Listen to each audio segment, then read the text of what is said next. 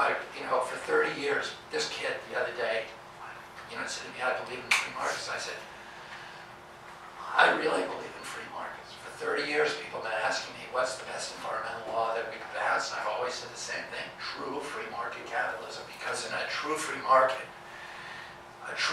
promotes efficiency. And efficiency means the elimination of waste, and pollution is waste. In a true free market, you have to pay the true costs of destroying natural resources, destroying the commons. And it's the undervaluing of those costs that allow them to function in the market. They don't have to pay for them. In a true free market, you can't make yourself rich without making your neighbors rich, and without enriching your community. And that's what, of course, solar does. These guys came and put solar panels on my roof 2 months ago. Those guys have jobs, really good jobs. There are now 570,000 people with those jobs. There's only, in the country, there's only 89,000 coal miners left.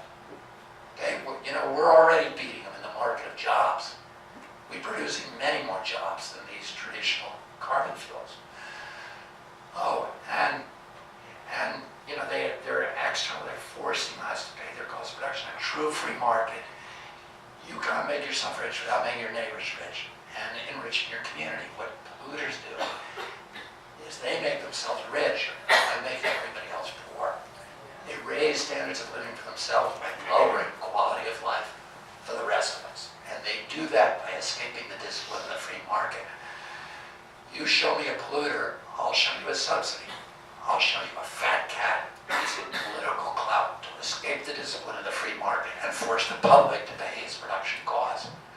That's what all polluters do, and that's what they did to you.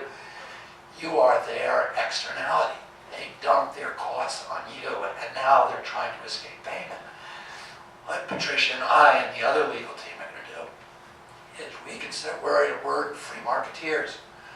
We're going to restore the integrity of America's free market capitalist system, because we're going to go to the home offices of SoCal Gas, and we're going to say to them, we're going to force you to internalize your costs the same way that you internalize your profits. That you can no longer make the people of Porter Ranch pay your cost of production. You're going to pay them, and you're going to pay all of them, every penny. We're going to make you do it. And we can't be bought off like the politicians. We're going to go to the law courts, and we're going to get them to make them pay that. And we're able to do that largely because of the support from this organization, the early support from this organization, and that got us involved. I run the biggest water protection group in the world, which I founded in 1983. It's called Waterkeeper Alliance, and we have now 300 river keepers. We started the first one on the Hudson, and then the second one on Long Island Sound, and about the fifth one on Santa Monica Bay. Each one of them has a patrol boat. They have a full-time paid keeper that patrols that waterway and sues polluters and brings them to justice. And we license new groups to get started all over the world. We're in 34 countries. The reason I'm telling you this is because I know a lot about grassroots organizing. There's 3 things that we require of every new water keeper. 1, they have a boat. 2, they're willing to sue polluters.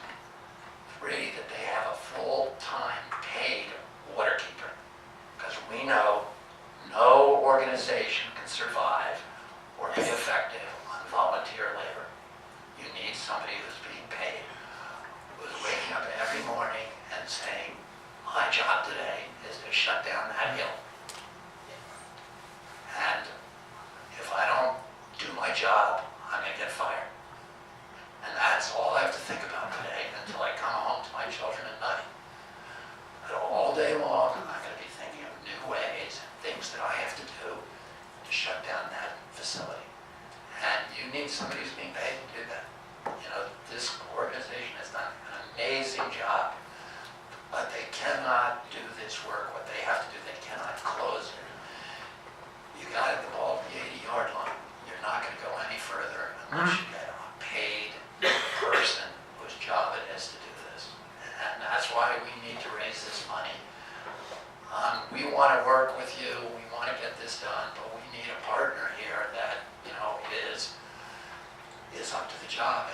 And you guys cannot, it is simply not sustainable for you and all of the other people who are doing this to run themselves ragged and destroy their health and make these terrible sacrifices, financial and otherwise, and not get paid for it.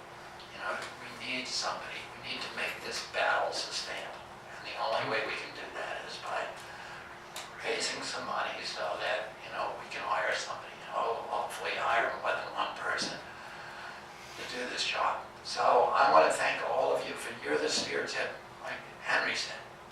You're the spear tip of something much bigger than this. You're the spear tip of a battle to force big carbon, the carbon tycoons, to internalize their costs. This is the front line. This is the front trenches, and you're in them. But it's a much bigger battle. It's a battle that, that is going on all over the world, where people are saying the cost of this addiction is disabling everything. These are the apocalyptic forces of ignorance and greed, and they're going to bring us over the edge if we don't stop them. And somebody's got to stop them. Well, you guys have stood up and have taken on this battle, and we're going to be with you, and we're gonna die with our boots on fighting these people. And we need a serious commitment to the war, and that means